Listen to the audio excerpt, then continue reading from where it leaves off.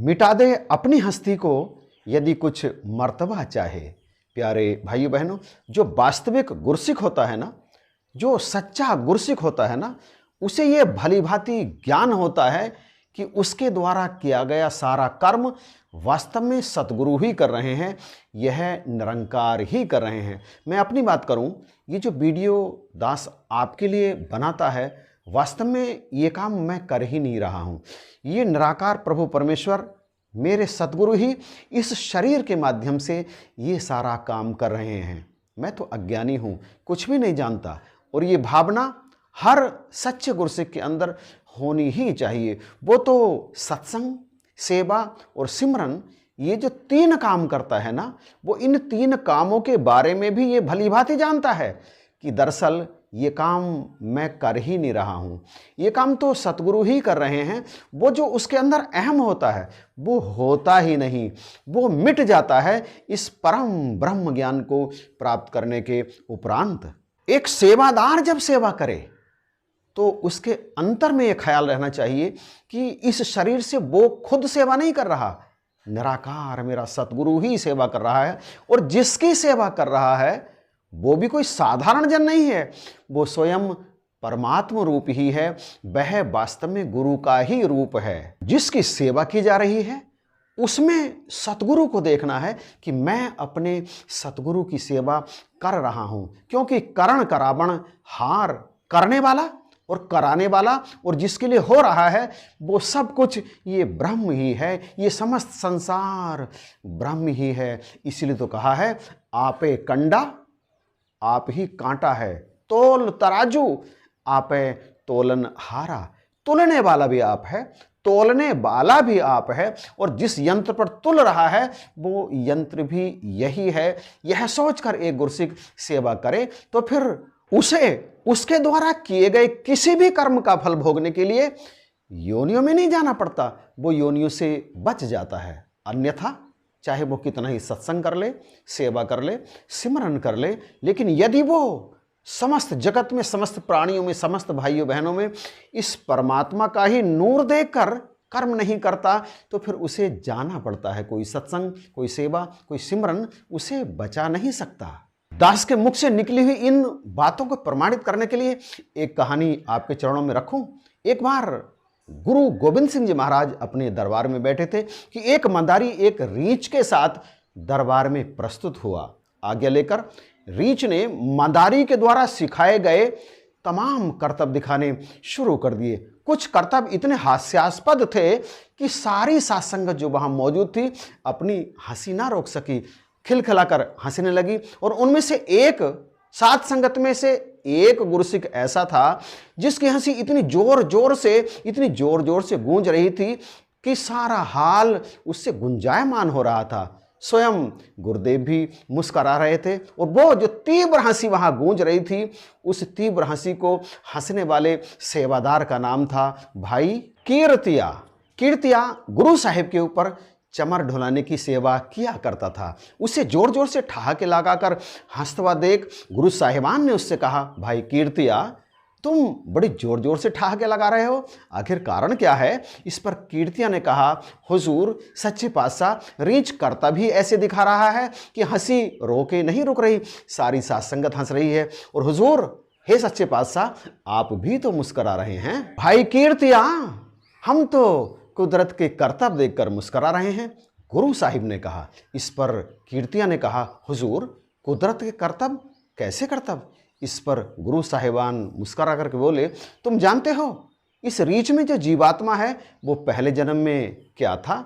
इस पर कीर्तिया ने कहा, हुजूर सच्चे पातशाह मैं कैसे जान सकता हूँ? इस पर गुरु साहिबान ने कहा, कीर्तिया समझ, ये जो रीछ के रूप में जीवात्मा है ना, जो करतब दिखा रहा है, सारी सभा का मनोरंजन कर रहा है, ये कोई और नहीं, तेरे पिता शोभाराम का ही जीवात्मा है।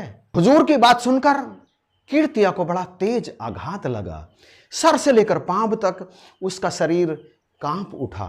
थोड़ी देर के बाद कुछ संभला तो चमर को हुजूर के चरणों में रखकर बोला, हुजूर सारा संसार जानता है कि मेरे पिता ने ताउम्र गुरु दर की सेवा की है, गुरु दरबार की सेवा की है। उन्होंने अपना एक भी दिन गुरु सेवा के बिना व्यतीत नहीं किया। यदि उन जैसे सेवक की ऐसी गति है तो फिर सेवा करने का लाभ ही क्या है। इस पर गुरुदेव ने कहा, भाई कीर्तिया, आपके पिताजी शोभाराम ने गुरुदर की सेवा तो खूब की, किंतु उन्होंने अपनी हस्ती को नहीं मिटाया।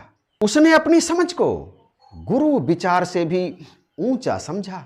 एक दिन हमारा एक सिख अपनी बैलगाड़ी में अनाज लाद कर मंडी बेचने जा रहा था कि मार्ग में गुरुद्वारा पड़ा। उसके अंदर से प्रेरणा आई कि मंडी जाने से पहले क्यों ना गुरु दरबार पे पहुंचकर गुरु का आशीर्वाद प्राप्त कर लूं, और बैलगाड़ी को चलता छोड़कर वह गुरुद्वारे के अंदर आ गया। वहां पर गुरुवाणी का पाठ चल रहा था।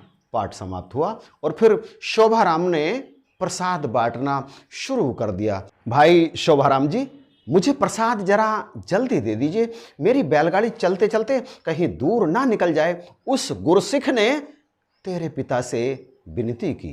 तेरे पिता ने मेरे उस गुरसिख के गंदे कपड़ों से, मैले कपड़ों से अपने सफेद कपड़ों को बचाते हुए कहा, ठीक है, परे होकर बैठ, बारी आने पर देता हूं।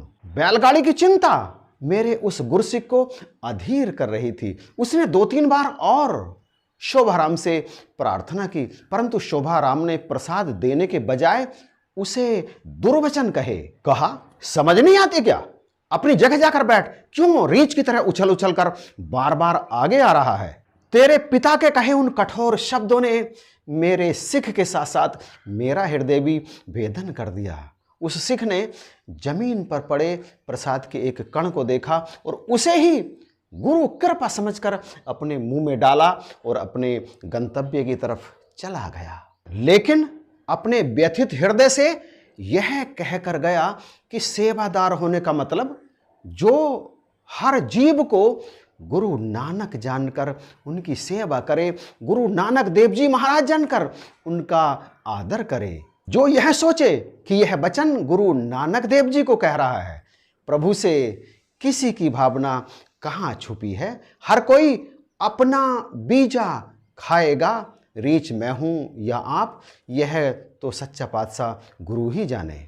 सिख तो चला गया, लेकिन तेरे पिता की सर्वचर्चित सेवा को नानक देव जी महाराज ने स्वीकार नहीं किया और उसी कर्म की परिणति आज तेरा पिता स्थान स्थान पर जाकर रीछ के कर्तव्य दिखा रहा है। इसका उछलना, कूदना, लिपटना, रोना, आंसू सबके लिए मात्र मनोरंजन है। गुरुदेव के मुख से ऐसी बात सुनकर कीर्तिया फपक फपक कर रो पड़ा, उनके चरणों से लिपट पड़ा और कहने लगा, हुजूर मेरे पिता को इस योनि से मुक्त कीजिए, आपकी बड़ी कृपा होगी, इन्हें आप अपने चरणों में स्थान दीजिए। गुरुजी ने अपने हाथ से रीछ बने शोभाराम को प्रसाद दिया।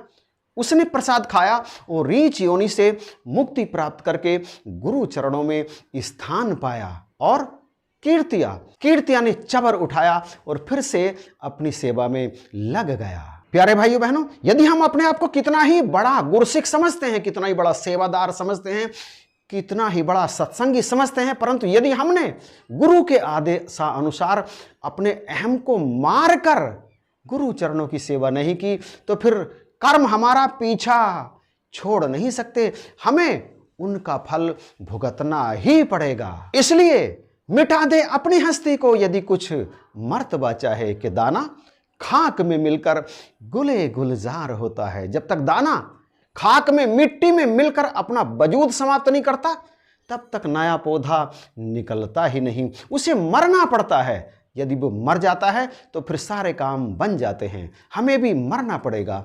हमें मरने से मतलब है हमें अपने अहंकार को मारना पड़ेगा और ये समझना पड़ेगा कि चाहे हम कुछ भी कर रहे हो, हम नहीं कर रहे, करने वाला निराकार ही है। करण करावण हार तू, सब कुछ तेरे पास।